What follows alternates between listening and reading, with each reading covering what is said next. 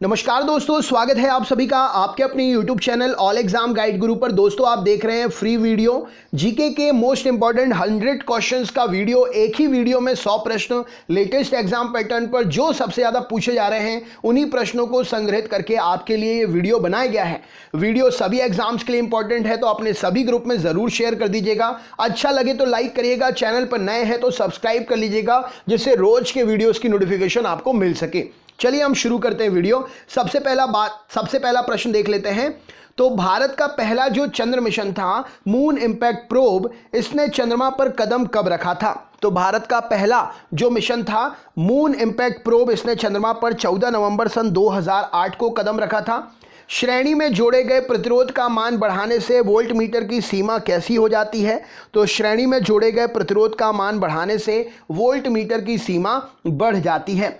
Producer gas किसका मिश्रण है? तो कार्बन मोनोऑक्साइड और N2 का मिश्रण है। प्रोड्यूसर गैस राइट आंसर हो जाएगा। बाकू किसके लिए प्रसिद्ध है? तो बाकू खनिज तेल की उत्खनन की खदान है। मॉरिशस की राजधानी क्या है? तो पोर्ट लुइस मॉरिशस की राजधानी है।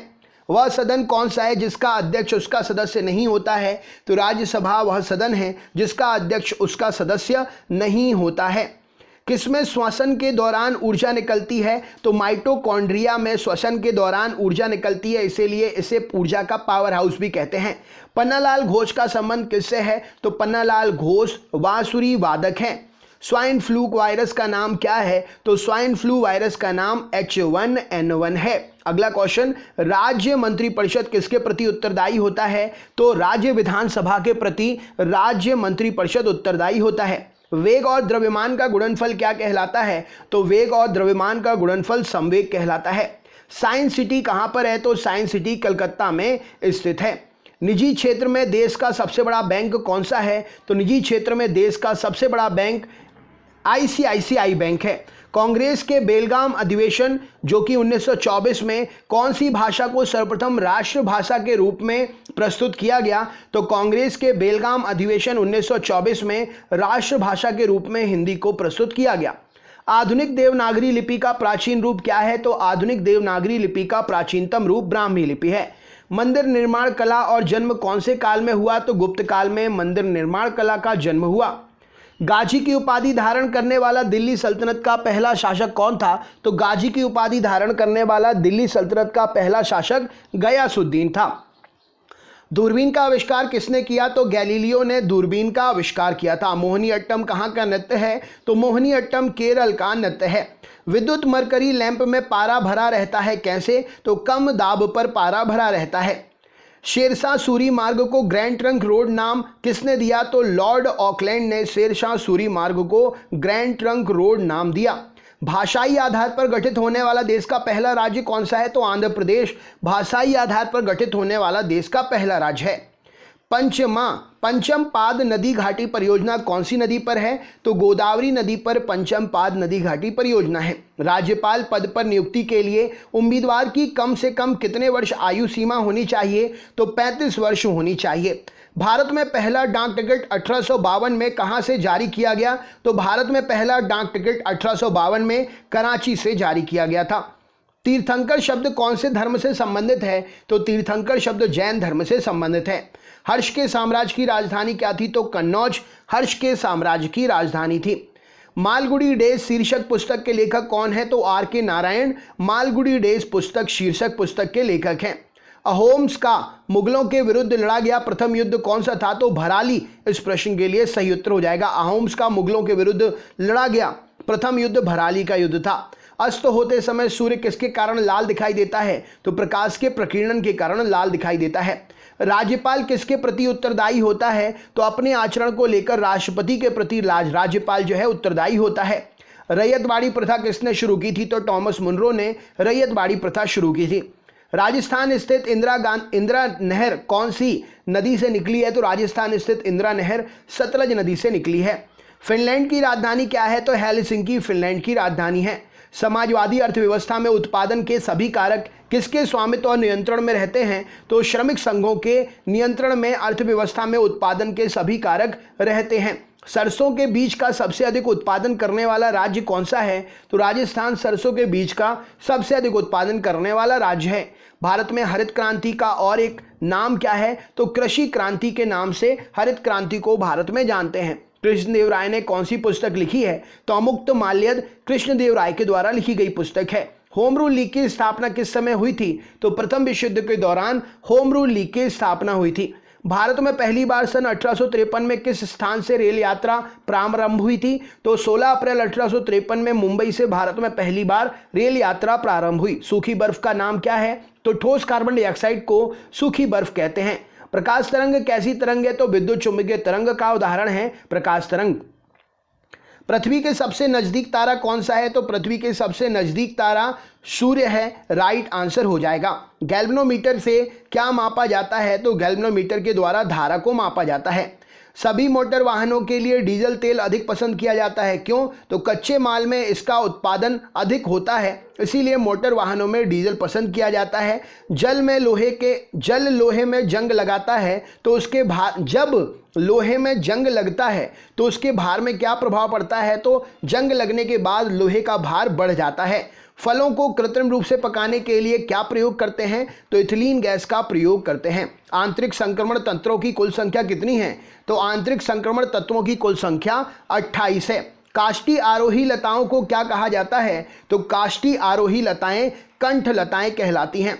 जल की बूंद किसके कारण से गोल हो जाती है? तो पृष्ठ तनाव के कारण जल की बूंद जो है गोल हो जाती है। दक्षिग्राम अभ्यारण्य कहाँ पर है? तो दक्षिग्राम अभ्यारण्य जम्मू कश्मीर में है। खानवा का युद्ध 1527 में किसके बीच में हुआ था? तो बाबर और राणा सांगा के बीच में हुआ था। Tata institute of fundamental research कहाँ पर है? तो मुंबई में स्थित है। संविधान सभा ने भारत के संविधान को कब स्वीकृत किया? तो 26 नवंबर 1949 को स्वीकृत किया था। विक्रम साराभाई अंतरिक्ष केंद्र कहाँ पर है? तो त्रिवेंद्रम में विक्रम साराभाई अंतरिक्ष केंद्र स्थित है। झुकी मीनार कहाँ पर है? तो इटली में झुकी मीनार स्थित है। नेक्स्ट क्वेश्चन देखते हैं। एन अननोन इंडिया के लेखक कौन है? तो नीरज सी चौधरी एन अननोन इंडिया के लेखक हैं। स्वतंत्रता, समानता, बंधुत्वता कहाँ की क्रांति का नारा था? तो फ्रांस की क्रांति का नारा था। वेलिंगटन कप की बात करें तो वेलिंगटन कप किससे संबंधित है? तो हॉकी से संबंधित है। मानव के कुल रक्त आयतन में प्लाज्मा का प्रतिशत कितना होता है? तो 60% प्लाज्मा होती है। तपेदिक बीमारी पैदा करने वाला कारक क्या है? तो जीवाणु बैक्टीरिया से तपेदिक होता है। यूरिन कहाँ बनता है? तो संग्राहक वाहिनियों में बनता है। कंप्यूटर की मुख्य स्मृति को क्या कहते हैं? तो रैंडम एक्सेस मेमोरी, रैम कहा जाता है।